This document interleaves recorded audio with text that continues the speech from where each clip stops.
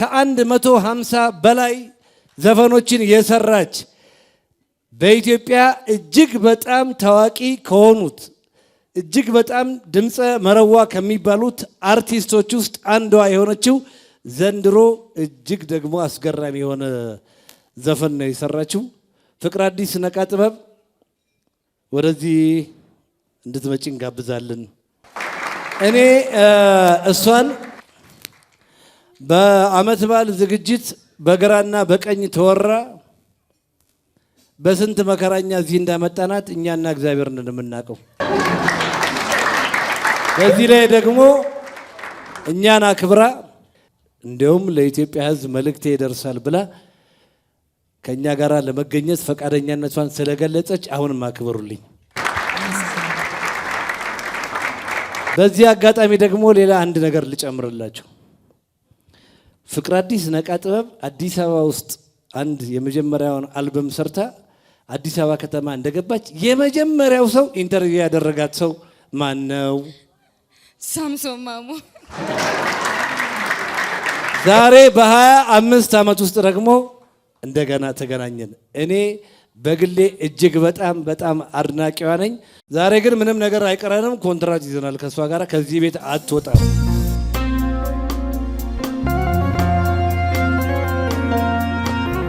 እናንተ ቤት ደግሞ ዘፈን ይመረታል። ቤታችሁ ነው የሚመረተው። ባለቤትሽ አበበ አምራች ነው። ስለዚህ እንዴት ነው በአንድ ጊዜ እንደዚህ ማርሽ ቀየረሽ የመጣሽው? በቃ መስራት ስላለብኝ ነው። በደንብ ጠንክሬ ሰራው። ህዝቡም የሰጠኝ መልስ አሪፍ ነው። እግዚአብሔርም ውለታውን አይቼዋለሁ። ደስ ብሎኛል በጣም። አንቺ መድረክ ላይ ድምጽሽን ሲሰሙና በሲዲ የምንሰማው ድምጽ ፍቅር አዲስ አንድ አይነት ነው። ከጥናት ጀምሬ በደንብ ነው ዘፈኑ ከኔ ጋር እንዲዋሃድ በደንብ ሰራለሁ። ሌላ ነገር የለውም። እንግዲህ የተሰጠኝን ነው የምጠቀመው። ሌላ ነገር የለም። ልነግራቸው ፈልጋለሁ። እጅግ በጣም የምናከብረውና ዛሬ በህይወት የሌለው አርቲስት ጥላሁን ገሰሰ እኔ በአጋጣሚ መኖሪያ ቤቱ ነበርኩኝ። ፍቅር አዲስ ልዑል ያስወደደኝን ባወጣሽበት ጊዜ እሱ ደውሎ እያለቀሰ ሲያመሰግንሽ ነበር። በዛን ጊዜ እኔ እዛው አጠገቡ ነበርኩኝ። ወይዘሮ ሮማንም ነበረች እና ጥላሁን እጅግ በጣም ያንቺ አድናቂ ነው። የትኛውን ዘፈን ነበር የሚወድልሽ? አንድ ሰው የሚለውን ዘፈን ነው መሰለኝ እኮ። አሁን ካልሞከርሽ እኮ እዚህ የሚለቅሽ ሰው የለም። እስኪ አንድ ጊዜ ንገሪኝ። እንደ ሰው አወጋለሁ እያልኩ እንደ ሰው ትዝታዬን ለሰው እንደ ሰው ያነደኛል ሀሳብ እንደ ሰው ወስዶ ማይመልሰው እኔስ ምን አለበት ወስዶ ማይመልሰው ብታው መተንፈሴን ወስዶ ማይመልሰው ባፌ ስጫወት ነው ወስዶ ማይመልሰው የሚጎዳት ነፍሴን አሃ የሚጎዳት ነፍሴን አሃ የሚጎዳት ነፍሴን። ብዙነሽ በቀለን ተወጃታለሽ? ዘፈነሽ ታውቂያለሽ? መድረክ ላይ አንዳንድ ጊዜ እሰራለሁ። አንድ ሁለት ዘፈኖች ላይ አሁን ከሰራሻቸው አልበሞች ውስጥ እዚህም ጋር እዚያም ጋር የሚለው ገና ሲጀመር ስሰማው የብዙነሽን ነበር የሚመስለው። እስኪ ወይ እሱን ትሞክሪ፣ ምናልባት ተሳስቼ ካልሆነ የእሷን አይሻልም? የኔንማ በደንብ። እሺ ጭንቅ ጥበብ ያልኩለ በሐሳቤ ወደ ተያዝኩለ ገና ሳይ ፈዘዝ አልኩኝ በመውደድ ወደ ተሳሰርኩኝ። ለምን ይመስልሃል የኔ ቆንጆ የኔ ሸጋ ልቤ ወዶሃል። እንዳትረሳኝ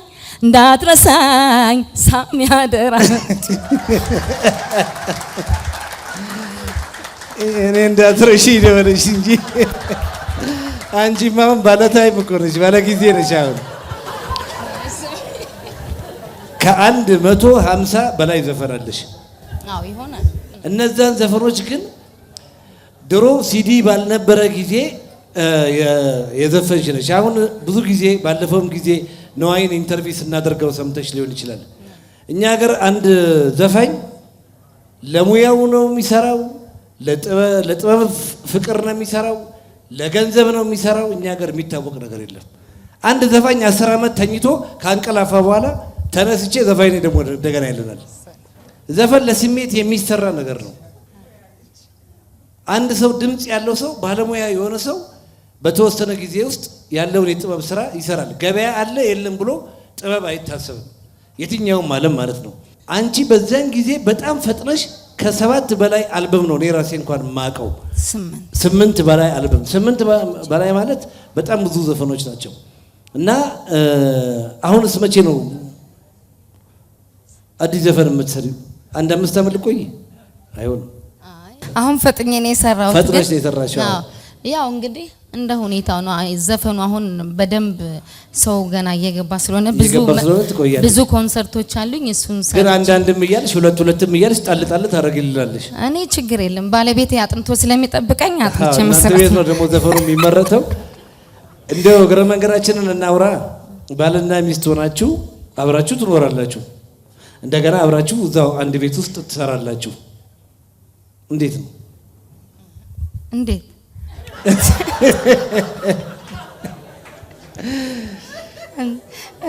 ማለት አቤ በጣም የታወቀ ባለሙያ ነው። ለምሳሌ አሁን አንድ ጥያቄ ልጠይቅሽ።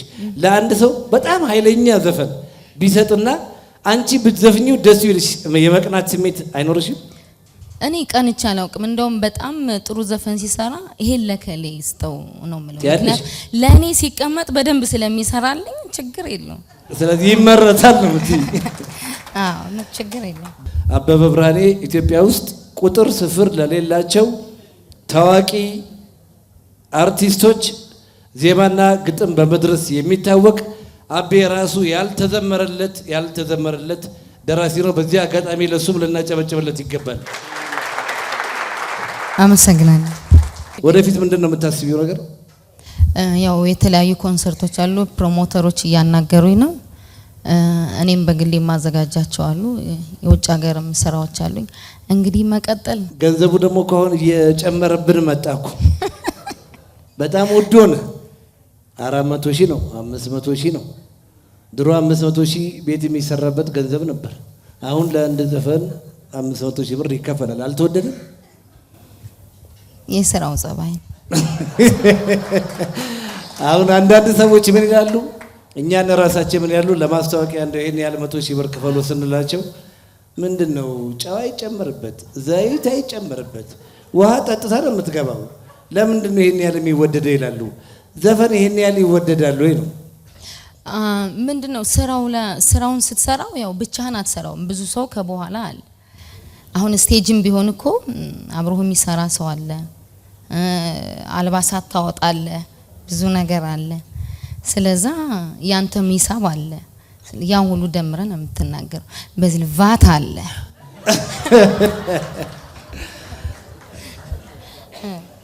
ስለዚህ ወደ ኋላ ለመለስሽና እኛም ከፍለን ነው እኮ ማለት የመንግስትን ግብር ከፍለን ነው ምን ዘፍነው። ስለዛ ሁሉም ሰው ያውቀዋል። ሜሪ አርምዴን እንዴት አስታወሻት? እኔ ሜሪ አርምዴን ሰማታለሁ፣ ግን ይሄን ነገር አንተ ነው የነገርከኝ። ማለት ዘፈኑን ስትሰማ ወደዛ ወስደዋል አንተ። ይሄን እንኳን ብትጠይቀው ደስ የሚለኝ አቤን ነው እንጂ ለምን የሱ ድርሰት ስለሆነ እሱ ያው ሁሌም ይሰማታል እሷን። እኔም አከብራለሁ በደንብ። ግን አንተ እንዴት ዘፈኑ ወደዛ እንደወሰደህ አላወኩም። በዚህ ዘመን ውስጥ እጅግ በጣም የተሳካ ውጤታማ የሆነ አልበም፣ በጣም ብዙ ሰዎች የተደሰቱበትን አልበም ስለሰራሽ ያንቺን ሙዚቃ በሚያዳምጡ በኢትዮጵያ ሕዝብ ስም እጅግ በጣም ከፍተኛ ምስጋና ነው ልናቀርብልሽ የምንወደው። እጅግ በጣም ማደንቅሽ። እኔ ደግሞ በግሌ እጅግ በጣም ስለምወድሽ አክብረሽን ስለመጣሽ እኔ በጣም ማከብር ወንድሜ ነህ። ዜድም ጥሩ ቤተሰቦቼ ናቸው። ሰው ሁል ጊዜ ይከፋዋል፣ ደስ ይለዋል እና በሁለቱም ጊዜ ከኔ ጋር ስለሆናችሁ በጣም አመሰግናለሁ። እግዚአብሔር ይስጥልኝ። እናመሰግናለን።